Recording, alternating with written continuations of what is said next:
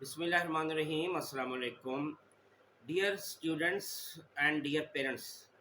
सबसे पहले दो पॉइंट्स पेरेंट्स के लिए जो बहुत इम्पोर्टेंट हैं वो एक ये कि आजकल वो जो रिवाज बन गया, कुछ फैशन बन गया ट्यूशन का। ट्यूशन में बच्चों का बहुत ज़्यादा टाइम वेस्ट होता है। देखिए, ट्यूटर करता क्या है, आके ट्यूटर आके होमवर्क कराता है। ट्यूटर आके बच्चों को यूं समझे कि स्पून फीडिंग करता है, जो कि बहुत गलत बात है। और सेकंड, होमवर्क जो पेरेंट्स करा रहे होते हैं। देखिए, स्कूल से जो होमवर्क मिलता है वो बच्चों के करने के लिए है। वो होमवर्क बच्चों को मिलता है, पेरेंट्स को नहीं मिलता। अब बच्चे होमवर्क कर नहीं रहे होते और पेरेंट्स उनको होमवर्क ज़बरदस्ती करा रहे होते हैं। ये यूं ही है कि आप सारी उम्र अपने छोटे बेटे को उंगली पकड़ के चलाते रहें। ऐसा कभी ना करें। होमवर्क जो है बच्चे खुद करें, उनका प्लान कर दें, बच्चे होमवर्क करें, आप जस्ट उनके पास बैठ जाएं। हाँ, अगर बच्चे को कोई चीज़ समझ नहीं आ रही, आप सिर्फ वो चीज़ समझा दें, ठीक है। और साथ उसको ये भी कहें कि बेटा आपको टीचर से पूछना चाहिए था, मुझसे क्यों पूछा। और जो ट्यूटर आप रखते हैं ये एक फैशन भी बन गया। सिंपल, अगर 6 घंटे स्कूल में बच्चे ने नहीं समझा तो वो 1 डेढ़ घंटे में क्या समझेगा। अगर आपने रखनी ही है ट्यूशन तो आप ट्यूटर से ये कहें कि इसको होमवर्क मत कराए, बल्कि उसको हर सब्जेक्ट की बेस बना दे। जब बच्चे की तमाम सब्जेक्ट की बेस बन जाएगी, बच्चा बहुत कॉन्फिडेंट होगा और बच्चा अपना काम फर करेगा, बहुत ज़बरदस्त करेगा। और तीसरा, उसको आदत डालें कि वो एक स्केड्यूल के तहत हमेशा काम करे। ये दो पॉइंट्स पेरेंट्स के लिए। मैं बच्चों के लिए आता हूँ। देखिए, अल्लाह ताला ने कोई चीज़ दुनिया में बेकार पैदा नहीं की है, और जितनी भी चीज़ें पैदा की है उनका एक हिसाब किताब रखा है। हमारा मसला ये है कि हमारे अंदर जज्बा पैदा नहीं होता। एक्चुअली जज्बे भी तीन किस्म के होते हैं। एक जज्बा तो हुआ जो बहुत सॉलिड होता है। कुछ इंसानों में ये जज्बा, और ये बहुत कम इंसानों में पाया जाता है, ये मुस्तकिल रहता है, सॉलिड जैसे लोहा। और कुछ इंसानों का जज्बा लिक्विड टाइप होता है। ये वो है, कभी हाँ कभी ना, कभी हाँ कभी ना, ये नॉर्मल रहता है ये जज्बा हमेशा ना। कभी तेज़ हो गया, कभी मध्यम पड़ गया। एक जज्बा वो है जो फोमी है। ये बाज़-औक़ात जब कोई मोटिवेशनल लेक्चर सुनते हैं या किसी ने कोई आपको बहुत ज़्यादा जोश दिला दिया, तो आपने फ़ौरी तौर पे एक बहुत बड़ा जज़्बा अपने अंदर क्रिएट कर लिया कि बस अब मैं कल से या आज से तब मैं बहुत ही ज़्यादा एफ़र्ट करूँगा, मेहनत करूँगा। लेकिन वो एक बहुत बड़ा फ़ोम होता है, झाग होती है, जिसका देखने से बहुत बड़ा लग रहा होता है, लेकिन उसका वज़न कुछ भी नहीं होता। और वो चंद लम्हों में फिर ख़त्म हो जाती है, जैसे झाग ख़त्म हो जाती है। तो इसमें मेरे 6 पॉइंट्स हैं जिससे आप हर वक़्त सेल्फ मोटिवेटेड रह सकते हैं कि जब आपका जज़्बा कम नहीं होगा। उसके लिए पहले बेस ये है कि दुनिया में किसी चीज़ का शॉर्टकट नहीं है। अगर आप 1 घंटा घर में पढ़ाई करेंगे तो आपको उतने ही मार्क्स आएँगे जितने आपके 1 घंटे में आ सकते हैं। और अगर आप 5 घंटे पढ़ाई करते हैं तो फिर उतने ही मार्क्स आएँगे जितने 5 घंटे में आने चाहिए, पहली चीज़।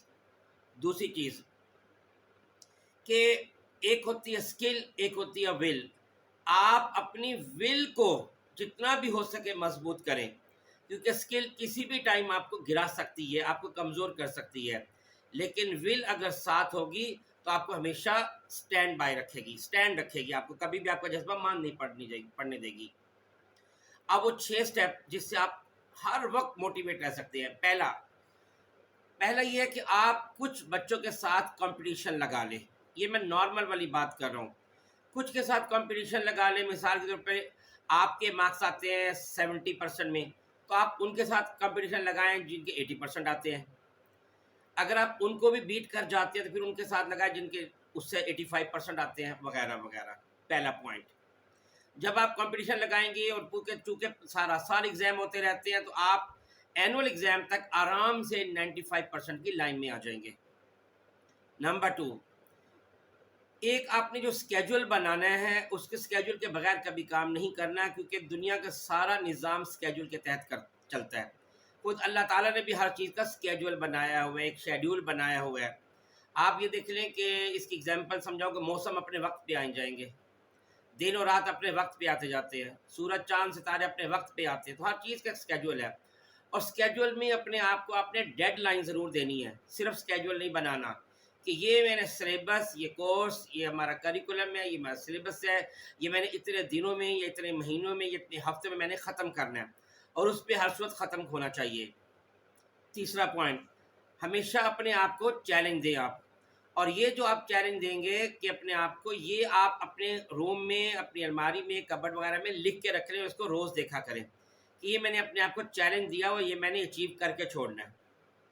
नंबर 4, आप अपना सक्सेस ग्राफ ज़रूर बनाएं कि जो पहला असेसमेंट टेस्ट हुआ था, चेक पॉइंट हुआ था, उसमें आपके मार्क्स इतने थे, अब अगले सेकंड वाले में आपके कितने आ गए, डाउन गए हैं या अप गए हैं, थर्ड में कितने आ गए, फोर्थ में कितने आ गए, ऐसे आप अपना सक्सेस ग्राफ देखते जाएं।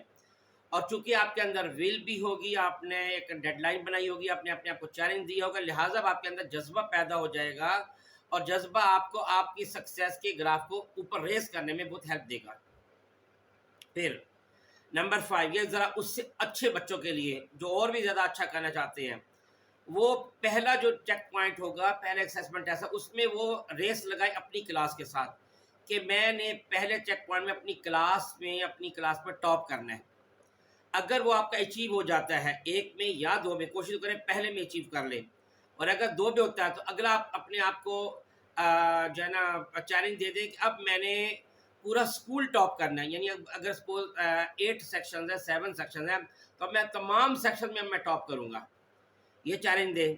उसके बाद अगर आप जब ये अचीव कर लेंगे तो फिर आप ये चैलेंज दें कि अब मैंने पूरे डिस्ट्रिक्ट में अव्वल आना है। इस तरह स्टेप बाई स्टेप करते रहे तो आप एक वक्त आएगा जब आप बोर्ड टॉप कर जाएंगे। और नंबर 6, वो ये कि कंसेप्चुअल स्टडी का नहीं, रट्टा नहीं लगाना। देखिए, ये जो पढ़ाई में बच्चों की दिलचस्पी नहीं होती, इसकी सबसे बड़ी रीज़न ये है कि बच्चों ने रट्टा लगाया होता है, वो रट्टा भूल जाता है, एग्ज़ाम में भूल जाता है, पहले लफ्ज़ ही भूल जाता है। अब तो चूंकि एक SLO बेस्ड हो गया हमारा करिकुलम, इवन देन कुछ लोग रट्टा लगा रहे होते हैं। तो इसका सबसे बेस्ट यही है कि आप कंसेप्चुअल स्टडी करें, फिर आपके जहन में जो कुछ आएगा और हर चीज़ के बारे में कुछ ना कुछ कंसेप्ट होंगे, आप आराम से लिख लेंगे, आपके पेपर बहुत अच्छे हो जाएंगे। और जब आपके कंसेप्ट क्लियर होंगे तो आपको पढ़ने में मज़ा भी आएगा। अच्छा, जो बच्चे पढ़ाई में इंटरेस्ट जिनकी नहीं हो रही पैदा, उनके लिए मेरे से 2 पॉइंट हैं। पहला पॉइंट ये है कि पढ़ाई में दिलचस्पी इस वजह से नहीं बनती कि आपके दोस्त ठीक नहीं हैं। आपका दोस्त जो है वो आपसे भी निकम्म है या आपके बराबर है, पहली रीज़न। आप टॉपर बच्चे को दोस्त बनाएं, और अगर आप ऑलरेडी टॉपर हैं तो आप डिस्ट्रिक्ट के टॉपर को या बोर्ड के टॉपर को अपना आइडियल बना लें, उसको दोस्त बना लें। और दूसरा, देखिए एक बात याद रखें कि आप शेरों के साथ फिरेंगे ना तो शेर बनेंगे, और गीदड़ों के साथ फिरेंगे तो गीदड़ बनेंगे, गधे के साथ फिरेंगे तो गधा बनेंगे। तो जो दुनिया में बहुत अच्छे अच्छे हीरोज़ गुजरे हैं, दुनिया में सक्सेसफुल इंसान गुजरे हैं, जिन्होंने दुनिया में बहुत बड़ी अचीवमेंट्स की है, आप उनकी बायोग्राफी पढ़ना शुरू कर दें। ये दूसरा होता है, आपकी पढ़ाई में ऑटोमेटिकली दिलचस्पी आ जाएगी कि मैंने दुनिया में कुछ बनना है। और इसके लिए जो आप प्लानिंग करेंगे, वो प्लानिंग आपकी स्टेप बाय स्टेप हो। नंबर 1, आपकी पहली प्लानिंग डेली होनी चाहिए कि रोज़ का मैंने इतना करना है। दूसरी प्लानिंग आपकी वीकली हो कि जितना आपने पूरे हफ्ते में आपने काम किया वो अब हफ्ते में आपने रिवीजन करनी है। और फिर उसके बाद आपकी मंथली हो कि 4 वीक में आपने जितना पढ़ा वो मंथ के एंड में आपने वो सारा रिवाइज करना है। और फिर आपकी ईयरली हो जाएगी। एक बात आपने जहन में बस इस पर रखनी है कि दुनिया में अब मोअज़्ज़े रूनुमा नहीं होते, क्योंकि आप पैगंबर नहीं हैं। आपको स्टडी के ज़रिए ही मेहनत करना है, स्टडी के ज़रिए आगे बढ़ना है, मेहनत करनी है, और उसमें आपने हिम्मत नहीं हारनी। एक फार्मूला मेरा ये याद रखिए कि अगर आप 9 दफ़ा गिरेंगे तो आपने 10 दफ़ा उठना है। और आपको मैं 7 सेंटेंस दे रहा हूँ, अगर आप ये सेंटेंस रोज़ का रोज़ ये सातों के सातों दोहराएं, ये एक फार्मूला दे रहा हूँ, या आप रोज़ के लिए एक फिक्स कर लें कि आज मैंने ये दोहराना सारा दिन। Number 1, I am topper, I am number 1, I am unique, I am fastest, I am genius, I am victorious, I am lion. ये 7 सेंटेंस मैंने आपको बताए हैं। जब आप बार बार ये पढ़ेंगे, आपका जज्बा हर वक्त उरूज पर होगा। देखिए, आप चींटी नहीं हैं कि आप चींटियों की तरह रेंग रहे हैं। आप कछुआ नहीं हैं कि कछुए की चाल चल रहे हैं। आप लेमैन नहीं है कि नॉर्मल मार्क्स लेंगे, आम से लेंगे। आप सोचें कि मैंने अपना बेस्ट ऑफ द बेस्ट देना है, और इस सिलसिले में मैं बिल्कुल डिसऑनेस्ट नहीं हूँगा, मैं लेज़ी नहीं हूँगा, मैं अपना स्केड्यूल नहीं तोड़ूँगा, मैं कमज़ोर नहीं पड़ूँगा।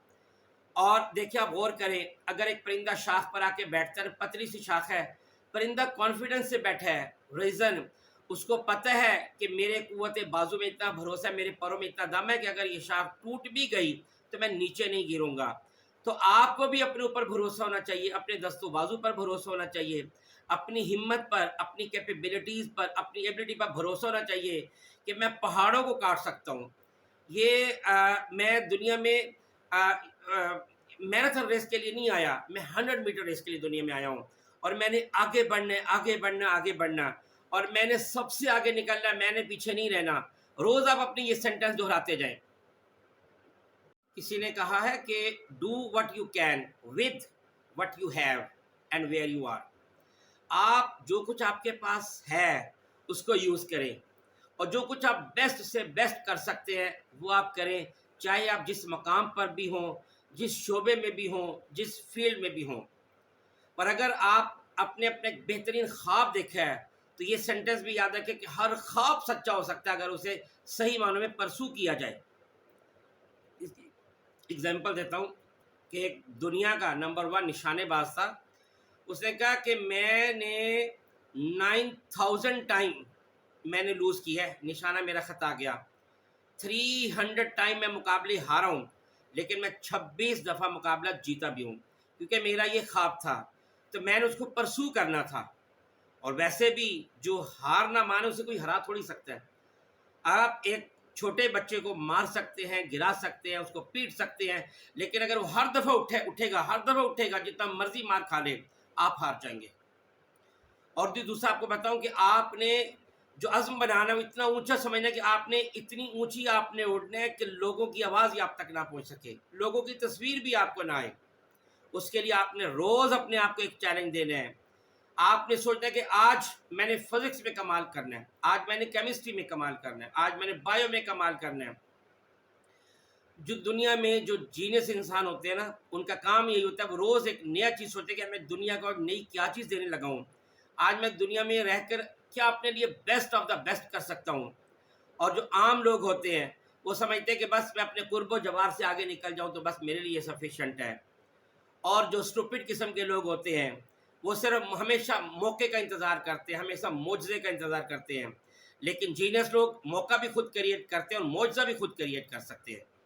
उनका कहना ये है कि इम्पॉसिबल दुनिया में कुछ नहीं, क्योंकि इम्पॉसिबल खुद कहता है कि आई एम पॉसिबल। और आखिर में 7 डेज है ना, पहला डे मंडे। आप मंडे से मुराद ये लिया करें कि आज मैंने मोटिवेशन करनी है अपनी, सारा दिन मोटिवेशन करनी, इतनी मोटिवेशन करनी है कि मेरी ये मोटिवेशन एक हफ्ता चल सके। संडे आपने सोचना है कि सूटेबल फॉर रिवीजन वर्क, पूरा एक हफ्ता में मैंने जितना पढ़ा है ये सूटेबल टाइम है, मैं उसको रिवाइज करूँगा। Tuesday trustable that I can what I want, कि मैं जो कुछ कर सकता हूँ, जो मैं चाहता हूँ, मैं वो करके रहूँगा। और दुनिया को मुझ पर एतबार करना चाहिए, मेरे पेरेंट्स को मुझ पर एतमाद करना चाहिए, मेरे ऑफिसर्स को, मेरे पीयर्स को, सबको मुझ पर एतमाद करना चाहिए, मैं वाकई कर गुजरूँगा। और Wednesday will is better than skill. जैसे मोहम्मद अली से किसी ने पूछा था, मोहम्मद अली किले से, कि आप विल को ज़्यादा लाइक करते हैं या स्किल को, तो उन्होंने कहा विल को, क्योंकि अगर मुखालिफ के पंच से मैं ज़मीन पर गिर गया तो गोया मेरी स्किल ने मुझे गिरा दिया, अब मेरी विल मुझे कहेगी कि मोहम्मद अली एक दफ़ा दोबारा उठो, दोबारा कोशिश करो। Thursday technique is my weapon. आपने जो काम करना है टेक्निक के साथ करना है, सिर्फ खाली जोर नहीं लगाना, यानी हार्ड वर्क नहीं करना, आपने स्मार्ट वर्क करना है। और फ्राइडे आपने जहन में रखना है कि आपने इतने दिन पढ़ा है तो बाजू का फ्रस्ट्रेशन हो जाती है ना, फ्राइडे आपने सोचा frustration is not in my dictionary, ये मेरी डिक्शनरी में नहीं है, मैं हिम्मत नहीं हारूंगा, मैं टेंशन में नहीं आऊँगा, मुझे कोई परेशानी नहीं, डिप्रेशन नहीं है, मैंने काम करना है। और Saturday never saturated with studies, आपने थकना नहीं है। आपने सोचा कि मैंने पढ़ाई से ही मैंने इंजॉयमेंट लेनी है और पढ़ाई को ही मैंने अपना यानी तफरी का ज़रिया बनाना और मैंने आगे से आगे बढ़ना है। बहुत शुक्रिया। अस्सलाम वालेकुम वरहमतुल्लाहि वबरकातुहू।